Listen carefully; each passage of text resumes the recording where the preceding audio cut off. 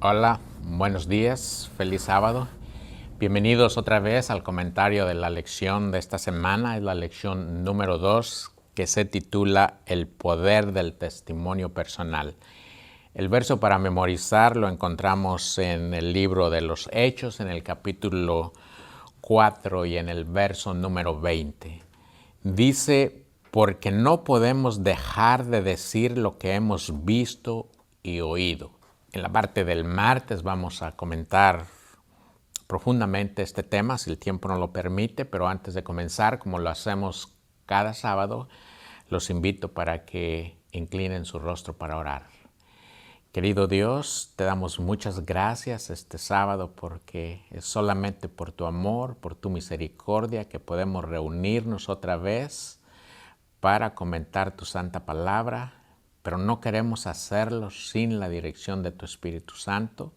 Acompáñanos con Él para que pueda ser bien entendido el tema, pero sobre todas las cosas que sea vivido para tu honra y para tu gloria y para beneficio de nosotros, porque te lo pedimos en Cristo Jesús. Amén y amén. Bueno, feliz sábado otra vez. El título de la lección, como lo mencioné, es El poder del testimonio personal. Voy a leer otra vez el verso bíblico, está muy cortito, porque no podemos dejar de decir lo que hemos visto y oído.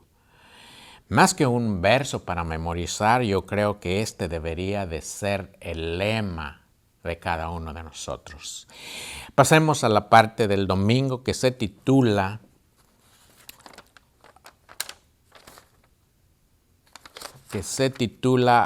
Los testigos menos pensados.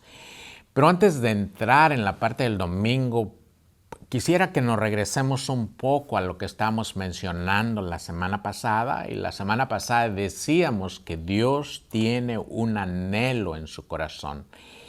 Y el anhelo en el corazón de Dios, decíamos, primero es que todas las personas respondan a su amor. Número 2, que todas las personas acepten su gracia.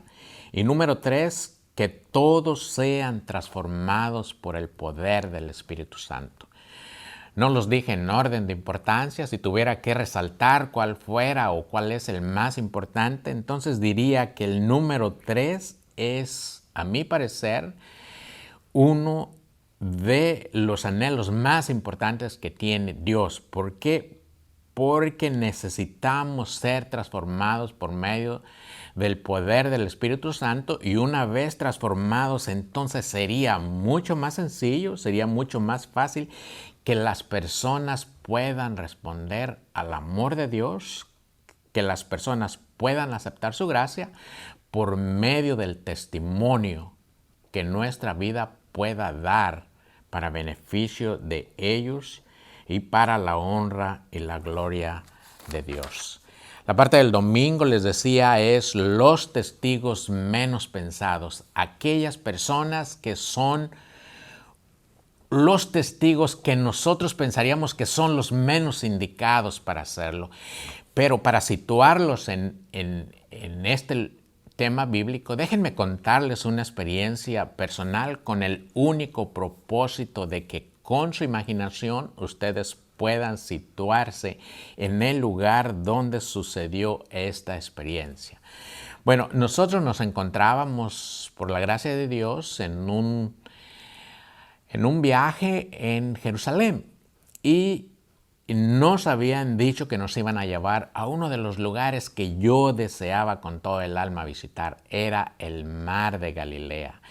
Pero por una u otra razón llegamos a este lugar, a Galilea, ya en la tarde. Y lo único que hicimos fue solamente cenar, y algunos de nosotros salimos a caminar a orillas del mar de Galilea. No se podía ver absolutamente nada, solamente caminamos por algo que es más o menos como un malecón, y lo que alcanzamos a ver del lago era solamente las pequeñas olitas que llegaban hasta la orilla. Pero al día siguiente nos avisaron que íbamos a visitar algunos lugares de mucha importancia alrededor del lago, Y otra vez yo tenía muchas ganas de ver en ese lugar porque había escuchado que gran parte del ministerio de Jesús se realizó a través del mar de Galilea. Así que a la mañana siguiente nos llevaron a un lugar muy conocido que se conoce en la Biblia y en las excursiones que se hacen como el Monte de las Bienaventuranzas. Pero para nuestra suerte, el lugar, hay una capilla ahí y el lugar estaba realizándose un servicio en el lugar, así que no pudimos entrar. Y el guía nos reunió en la orilla del montecito y nos dice, por aquí debió de haber sido donde Jesús, hablándole a la multitud, les da a conocer las bienaventuranzas que se encuentran en Mateo 5. Y yo perdí un poco la importancia de estar escuchando lo que el guía decía, así que subí un poco más a la cima del montecito para contemplar el mar de Galilea. Y cuando lo miré, me sorprendí porque no era tan grande como había pensado, pero pude captar más o menos las dimensiones y llegó a mi mente una de las historias contadas en los evangelios cuando los discípulos están en el barco y se levanta una tempestad. Pero yo no podía creer que en ese lugar se podía levantar una grande tempestad, que los discípulos tuvieran miedo o que temieran por su vida. Así que hasta ahí quedó el viaje, pero en la tarde nos avisaron que nos iban a dar un paseo en un barco adentro del mar o en el mar. Así que yo estaba muy contento y cuando empezamos a abordar el barco, un barco un poquito grandecito, empezó a llover y de todas maneras no se canceló el viaje y empezamos a navegar en el mar, íbamos cantando, íbamos contentos y de repente se levanta una grande tempestad con relámpagos y truenos. Y de todas maneras no perdíamos la emoción, íbamos muy contentos, pero de repente el barco empezó a virar para la izquierda y yo empecé medio a decepcionarme porque la verdad es que yo quería llegar al otro lado del lago, porque quería ver un lugar que se conoce como Gadara. Y en ese lugar precisamente los quiero situar. Jesús, en Marcos, en el capítulo 5, Jesús había estado hablando con no es el capítulo 5, es el capítulo 4.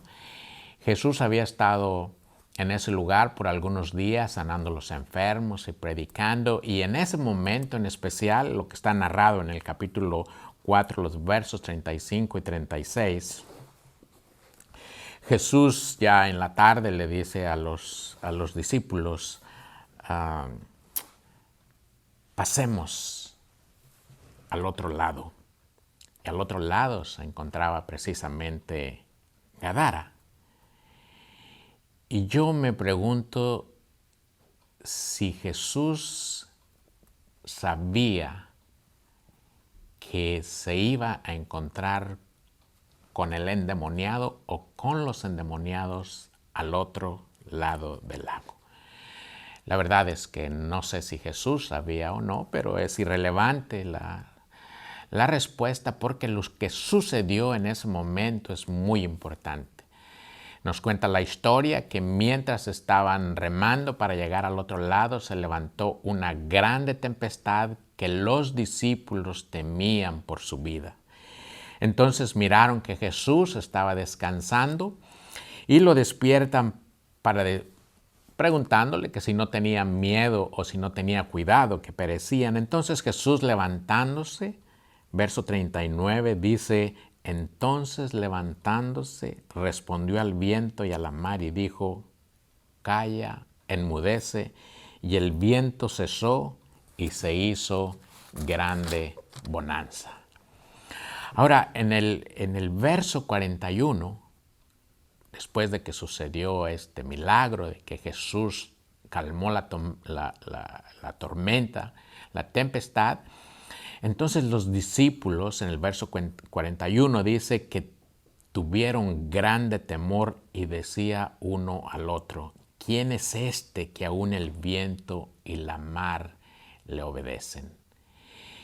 Y no sé si Jesús estaba preparando a los discípulos para una tormenta más grande, de la cual ellos iban a ser testigos al otro lado del mar, precisamente en Gadara. No voy a leer todos los versos, pero voy a tratar de comentar de qué se refiere cada uno de los versos. Ya en el capítulo 5 se narra la historia del endemoniado de Gadara. Del verso del 1 al 5, capítulo 5, del verso del 1 al 5, está la narración de dónde vivía, qué hacían los habitantes para poderlos someter.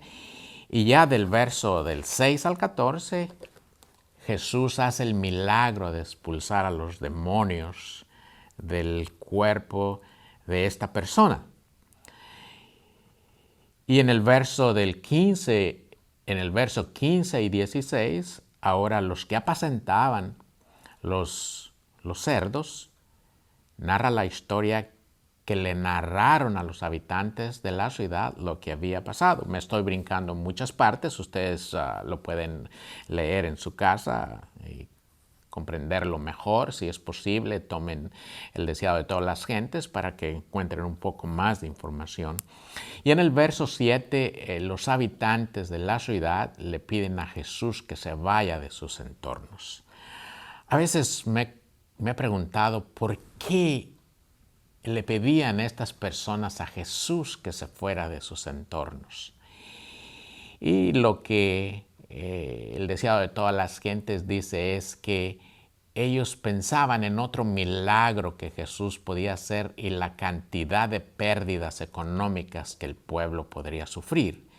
La historia nos cuenta que cuando los demonios salieron de esta persona, se metieron o le pidieron a Jesús que le diera permiso de meterse en una manada de cerdos que estaban por ahí, y dice que eran alrededor de 2,000 cerdos. Se metieron y cayeron a la mar o corrieron a la mar y se ahogaron. ¿Cuánto puede costar un cerdito? Bueno, pues si es un cerdo de esos que son muy caros, los de bellota o los pintos de jabugo, pues yo creo que de un buen peso, unos 250 libras, a dólar tal vez la libra en piel animal, pues ¿cuánto será? 250 dólares por cada cerdo. Por $2,000, pues $500,000.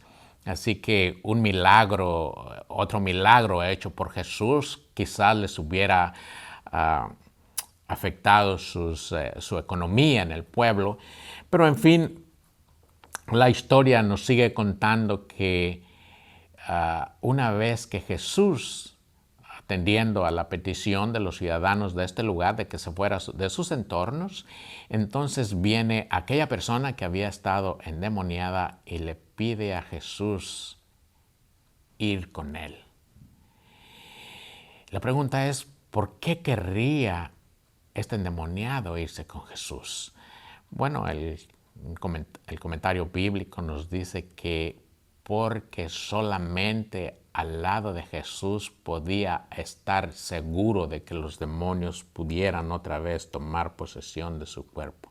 Pero la respuesta de Jesús, un poco extraña en comparación con otros relatos que encontramos donde Jesús les dice, por ejemplo, al joven rico, ve y vende todo lo que tienes y sígueme. A esta persona no le permitió que se subiera en el barco y fuera con Jesús, pero Jesús le dice en el capítulo 5 y el verso 19, dice, mas Jesús no le permitió, sino que le dijo, ve a tu casa, a los tuyos, y cuéntales cuán grandes cosas el Señor ha hecho contigo y cómo ha tenido misericordia de ti. Si esta persona hubiera ido con Jesús, tal vez estuviera bien protegido, pero solamente se hubiera hecho el milagro de poder esta persona estar cerca de Jesús. Pero si seguimos leyendo la historia en el capítulo 7 y en el verso 31, no lo voy a leer, Jesús volvió 9 o 10 meses después a este lugar, a Decápolis, que es donde se realiza o donde tiene lugar esta historia. 9 o 10 meses después, Jesús llegó de nuevo a este lugar. Y lo maravilloso es que el testimonio de esta persona que había estado endemoniada 9 o 10 meses después había dado su fruto. Es aquí donde Jesús alimenta a 4,000 personas más. Así que un solo milagro hecho por Jesús y el testimonio de esta persona contado primeramente a su familia produjo el milagro de que por lo menos 4,000 personas se dieron cuenta del poder que tiene Jesús de poder dar una transformación en nuestras vidas. Por eso es el título de la lección de este día, los testigos menos pensados. Aquellas personas, mis queridos hermanos, ustedes como yo podemos dar un testimonio si nos dejamos o si dejamos que el Espíritu Santo nos ayude. 4,000 personas conocieron a Jesús en un lapso de unos 9 o 10 meses. Pasando más adelante a la parte del lunes, encontramos que ahora se titula Proclamando al Cristo resucitado. Otra vez voy a tratar de regresarme o de comentar algo que no está en la lección, pero lo voy a comentar solamente para darle sentido a de lo que se trata esta parte del lunes. Déjenme mencionar en Mateo 26, en los versos del 26 al 29, se encuentra la narración de la Santa Cena. Y Mateo 26, los versos del 26 al 29, se celebra la Santa Cena. Jesús ya había partido el pan, los discípulos ya habían tomado el vino, Jesús ya había lavado los pies de sus discípulos, Judas ya había salido del aposento alto y entonces Jesús y sus discípulos se dirigen rumbo al Getsemaní. Imagínense Jesús yendo adelante y los discípulos, quiero imaginarme solamente caminando un poco atrás. Déjenme leer esta parte, los versos del 31 al 30, del 31, más bien del verso 30 en adelante. Jesús caminando de repente se para y dice las siguientes palabras, verso 31. Todos vosotros os escandalizaréis de mí esta noche, porque escrito está, herirán al pastor y las ovejas serán dispersas. Y esta parte es muy importante, verso 32, pero después que haya resucitado, iré delante de vosotros a Galilea. Verso 33, respondiendo Pedro le dijo, aunque todos se escandalicen de ti, yo nunca me escandalizaré. Si estuviéramos hablando en temas boxísticos, diría que lo que dijo Jesús fue como un golpe de efecto retardado en la vida de los discípulos porque no pusieron atención a lo que Jesús dijo después en el verso 32 que acabo de leer. Pero después que haya resucitado, iré delante de vosotros a Galilea. Y luego, como Pedro, todo el tiempo, queriendo ser el primero, dice, todos estos se pueden escandalizar, pero yo no me escandalizaré. Entonces todos los discípulos se envalentonaron y entonces todos dijeron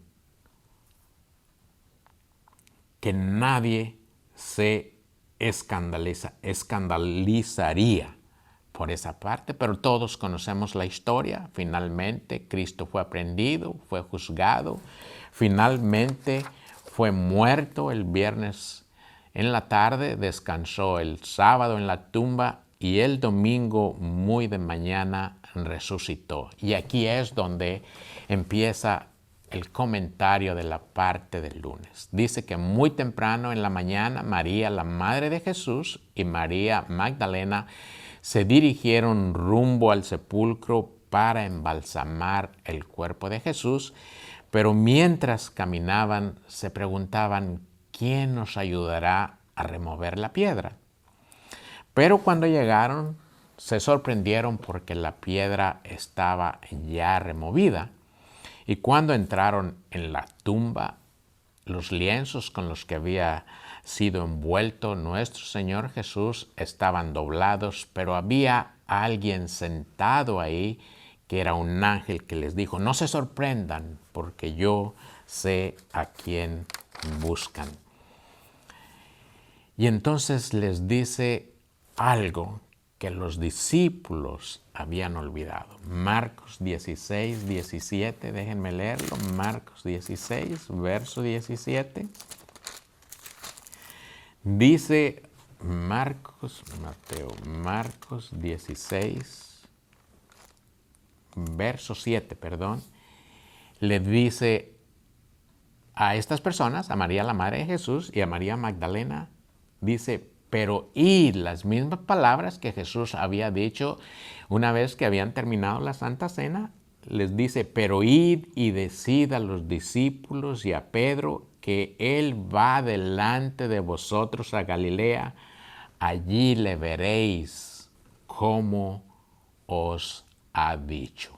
Pero yo creo que Jesús conoce el sentimiento de cada uno de nosotros. Esta es solamente mi imaginación. Yo creo que Jesús ha de haber pensado: es mejor que yo me le aparezca a María para que los discípulos le crean.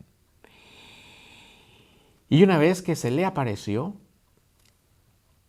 Jesús, verso 9, dice: habiendo pues resucitado Jesús por la mañana, el primer día de la semana, apareció primeramente a María Magdalena, de quien había echado 7 demonios, y yendo ella, lo hizo saber a los que habían estado con él, que estaban tristes y llorando, es decir, a los discípulos. Pero miren cuál fue la respuesta de los discípulos. Y ellos, cuando oyeron que vivía y que había sido visto por ella, no lo creyeron. Ahora, Jesús, sabiendo cuál era el carácter y el pensamiento y la tendencia de los discípulos, se le había aparecido también a los 2 discípulos en el camino a Emaús. Pero el versículo 12 nos dice: pero después apareció en otra forma a 2 de ellos, a los que acabo de mencionar, que iban camino yendo al campo. Y ellos fueron y hicieron saber a otros, y ni aún ellos creyeron. Finalmente Jesús se aparece a los discípulos para recordarles que tienen una visita pactada en Galilea.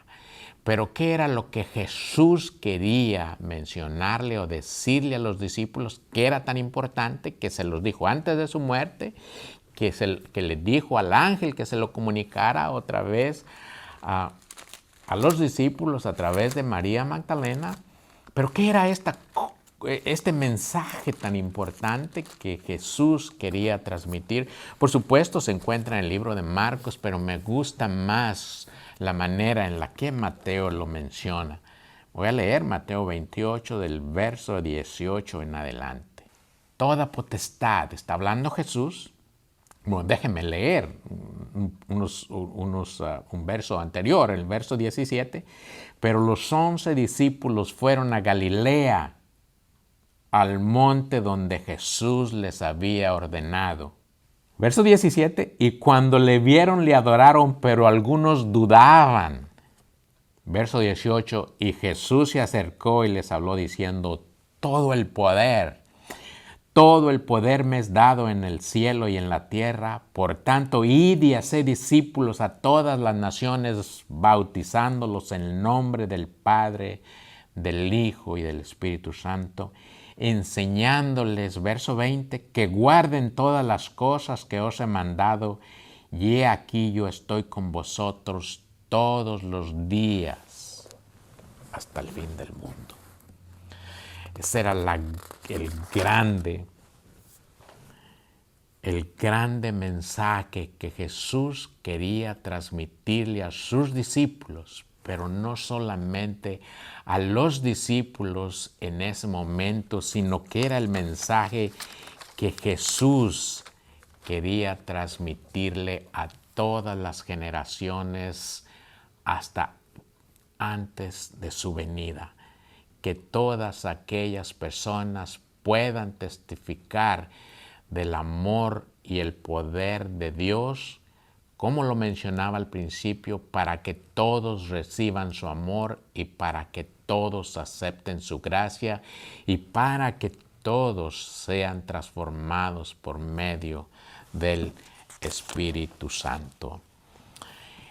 El mensaje de la proclamación de Cristo resucitado es un tema que nos corresponde a todos y cada uno de nosotros. La parte del martes se titula Las vidas transformadas marcan la diferencia. ¡Wow! Las vidas transformadas marcan la diferencia. Por eso yo les decía que lo más importante que yo considero es la transformación de la vida de una persona por medio del Espíritu Santo. Ahora, el tema de esta parte se encuentra en el capítulo 4 del libro de los Hechos. Este capítulo narra el interrogatorio de Pedro y de Juan ante el concilio para que expliquen, número 1, con qué poder, en nombre de quién o de qué manera sanaron a un hombre paralítico que está descrito en el capítulo 3 del libro de los Hechos. Pero la respuesta es bien sencilla. De hecho, es el tema bíblico, pero lo quiero leer. Se encuentra en el libro de los Hechos, el capítulo 4, como lo acabo de mencionar, y los versos, voy a leer de los versos del 10 hasta el 13. Los versos del 10 hasta el 13 dice, esta era la respuesta que los discípulos, la historia, volviendo, no me gusta mucho regresarme a esta parte, pero es una historia que todos conocemos, la que se narra en el capítulo 3. Es la historia de un paralítico que está en el templo que se llama La Hermosa pidiendo limosna, y cuando llega Pedro y Juan se acerca a pedir limosna y ellos le dicen, no tenemos ni oro ni plata, más lo que tenemos te damos en el nombre de Jesús, levántate y anda. Y entonces lo llama el concilio para que ellos expliquen lo que les mencionaba al principio, con qué poder, número 1, en nombre de quién o de qué manera sanaron a un hombre paralítico, que es el que acabo de escribir en el capítulo 3.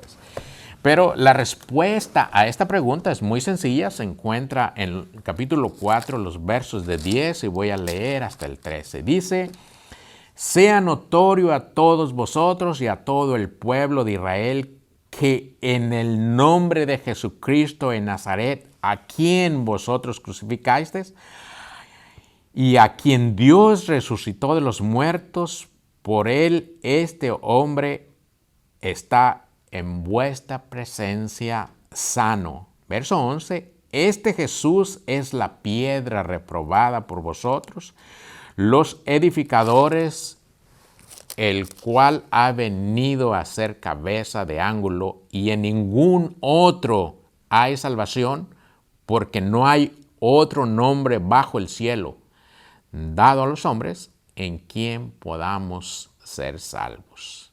Verso 13, muy importante.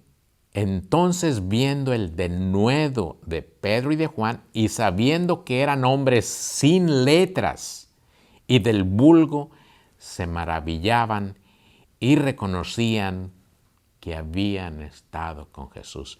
Mis queridos hermanos, para marcar la diferencia en este mundo, No es necesario que usted sea un profesionista, que usted tenga una maestría, que usted tenga un doctorado en Biblia. Simple y sencillamente su testimonio personal es suficiente para que la gente se dé cuenta de que usted ha sufrido una transformación por medio del Espíritu Santo. Ahora quiero dejar de manifiesto lo que puede pasar cuando testificamos del amor y de la gracia de Dios a través de una vida transformada. A veces es dramático, pero es una realidad decirlo, que cuando nosotros aceptamos a Jesús ante los ojos de Satanás, sería como si firmáramos una sentencia de muerte. Déjenme leer lo que dice el capítulo 16, el capítulo 4 y los versos del 16 hasta el 18. Dice, verso 16 hasta el 18 dice, es el mismo tema. Decían estas personas del concilio, ¿qué haremos con estos hombres? Porque de cierto señal manifiesta ha sido hecha por ellos, notoria a todos los que moran en Jerusalén, y no lo podemos negar. Verso 17. Sin embargo, para que no se divulgue más entre el pueblo, amenacémoslos, para que no hablen de aquí en adelante a hombre alguno en este nombre. Y llamándolos, verso 18, les intimaron que de ninguna manera hablasen ni enseñasen en nombre de Jesús. ¿Qué haría usted? Pues yo creo que haremos y haríamos lo que Juan y Pedro hicieron. Verso 19. Mas Pedro y Juan respondieron, diciéndoles, juzgad si es justo delante de Dios obedecer a vosotros u obedecer a Dios. ¿Qué haría usted? No tenemos alternativa. Como dice aquí, no es justo obedecer a Dios antes que a los hombres. Debemos de obedecer a Dios antes que a los hombres. Tengo que ir rapidito porque ya el tiempo nos está alcanzando. Voy a tratar de juntar la parte del jueves con la parte del miércoles, porque es sobre el mismo tema, y para no pasarnos en el tiempo. La parte del jueves se titula El poder del testimonio personal. El capítulo 26 de Hechos, empezando en el capítulo 7, nos narra la historia del apóstol Pablo. Pero para el caso que nos ocupa, en esta parte tenemos la oportunidad de ver el poder del testimonio personal de una vida transformada, el apóstol Pablo, ante un rey que profesaba ser judío, pero que en el fondo era romano. Por supuesto, estoy hablando de Agripa. Pero el resumen de esta lección voy a tratar de resumirlo para que tenga sentido. Empieza en el capítulo número 20. El apóstol Pablo se encuentra en Éfeso y quiere viajar a Jerusalén. Así que ustedes lo pueden leer en su casa con más detenimiento para que lo asimilen mejor. Y entonces hace el viaje de Éfeso a Jerusalén, pero en Jerusalén hay una situación ahí de tal manera que los judíos quieren matar al apóstol Pablo.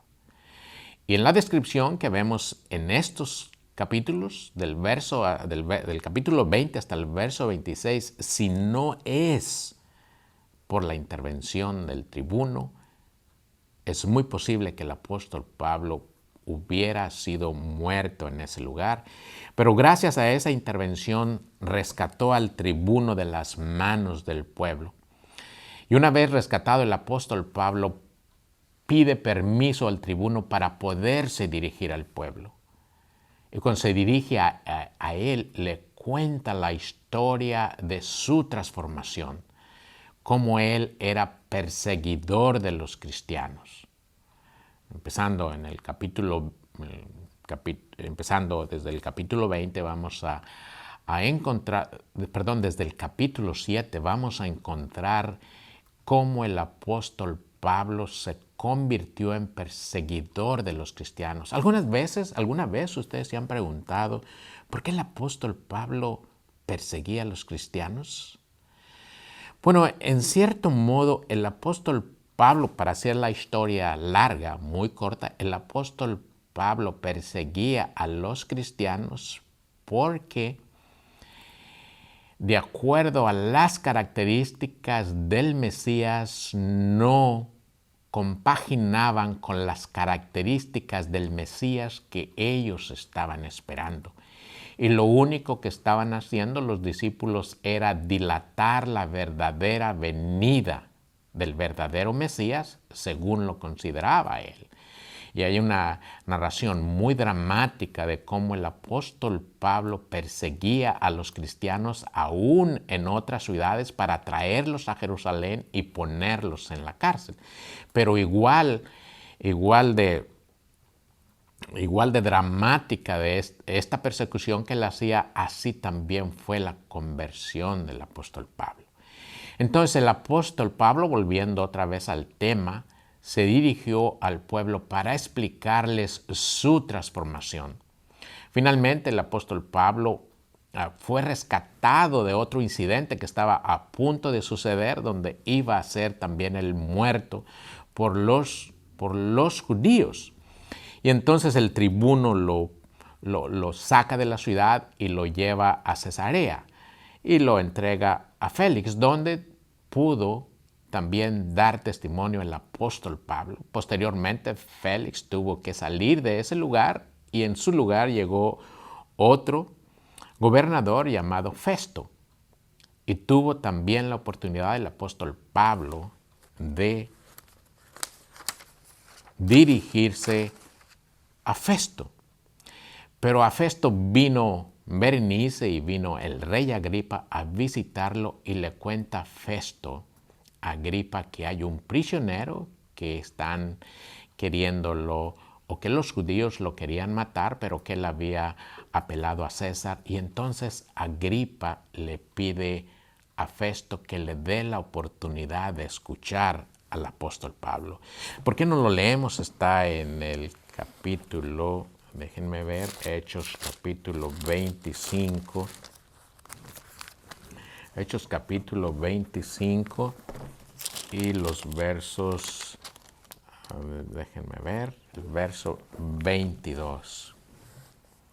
Dice, entonces Agripa dijo a Festo, y yo también quisiera oír a ese hombre. Y él le dijo, Festo, mañana lo oirás. Y entonces el apóstol Pablo tuvo la oportunidad de poderle hablar directamente a Agripa acerca de su transformación. Y entonces le hace una apelación muy importante. Hechos capítulo 26 y verso 27 hasta el 29. Después de que el apóstol Pablo le cuenta la historia de su conversión, le hace la siguiente apelación. ¿Crees, oh rey Agripa, a los profetas? Yo sé que crees. Entonces Agripa dijo a Pablo, por poco me persuades a ser cristiano. Y Pablo dice, quisiera Dios que por poco o por mucho, no solamente tú, sino también todos los que hoy me oyen, fueses hechos tales cual yo soy, excepto por estas cadenas. Se terminó la reunión, se fue Festo, se fue Berenice y se fue el rey Agripa. La entrevista había concluido sin resultados aparentes. Mis queridos hermanos, La decisión no depende del expositor. La decisión depende del receptor. Pasemos a la última parte para cerrar, pero la última parte, es la parte del miércoles, pero lo quise poner de esta manera para cerrar así. Se titula Compartir nuestra propia experiencia. Hemos estado hablando del endemoniado de Gadarena, hemos estado hablando de María Magdalena, hemos estado hablando de la experiencia de Pedro y Juan, hemos estado hablando de la experiencia del apóstol Pablo comunicando el mensaje de transformación a otras personas, pero ahora la parte es compartir nuestra propia experiencia. Todas las experiencias, mis hermanos, la mía, la de mis hermanos, las de ustedes, son diferentes todas. Pero lo importante no es lo dramático que haya sido nuestra experiencia. He tenido yo la oportunidad de escuchar personas que han sufrido una transformación muy dramática, personas que antes eran, inclusive tal vez ustedes los hayan escuchado, personas que eran guerrilleros, que fueron transformados, personas que eran pandilleros que han sido transformados, personas sumidas en el vicio que han sido transformadas. Y a veces muchos de nosotros, mis queridos hermanos, y ustedes no son diferentes de mí, a veces cuando escuchamos estas transformaciones así de dramáticas, tenemos un sentimiento de que tal vez nosotros no hemos sido transformados porque no hemos sufrido una transformación como tal, una transformación así de dramática. Pero en la palabra de Dios hay una historia que me gustaría contarla, porque puede ser que ustedes tengan este mismo sentimiento. El apóstol Juan en el primer capítulo, en el primer versículo, dice lo siguiente. Si ustedes repasan la vida del apóstol Juan, no van a encontrar una vida transformada dramáticamente. Él dice, a lo que era, estoy en primera Juan, el capítulo 1 y el verso 1, voy a leer hasta el 3, dice, lo que era desde el principio, lo que hemos oído, lo que hemos visto con nuestros ojos, lo que hemos contemplado y palparon nuestras manos, tocante al verbo de vida. Me voy a brincar el 2, voy hasta el 3, dice, lo que hemos visto y lo que hemos oído, eso es lo que nosotros anunciamos, para que también vosotros tengáis comunión con nosotros. Nuestra comunión verdadera es con el Padre y con el Hijo Jesucristo. Mis hermanos, si usted no ha sufrido una transformación tan dramática como las que acabamos de estudiar, no se preocupe, no se preocupe. Dios también hace un trabajo fino en la vida de cada uno de nosotros. Las transformaciones no es algo que sucedió en el pasado. La transformación es algo que se realiza o que se debe de realizar todos los días. La hermana White dice, pero todos los días cada uno de nosotros deberíamos de ser transformados y convertidos. Mis queridos hermanos, así terminamos el comentario de esta lección. Si no nos podemos reunir todavía personalmente, como lo hacíamos con anterioridad por causa de la pandemia, nos volveremos a encontrar a través de este medio. Pero quisiera decirles a cada uno de ustedes, los miembros de nuestra iglesia, que si necesitan una lección de escuela sabática, por favor dejen un comentario dejen su comentario en los comentarios de esta lección y déjenos su información y nosotros se los podemos enviar por correo. También si la pandemia continúa y no nos podemos reunir, estamos haciendo planes de tener una programación más amplia, no solamente el comentario de la lección, sino que podamos hacer todo un servicio completo, aunque sea de una manera virtual. Si Dios no dispone de otra cosa, mis queridos hermanos, nos vemos la próxima semana. Que Dios los bendiga. Gracias.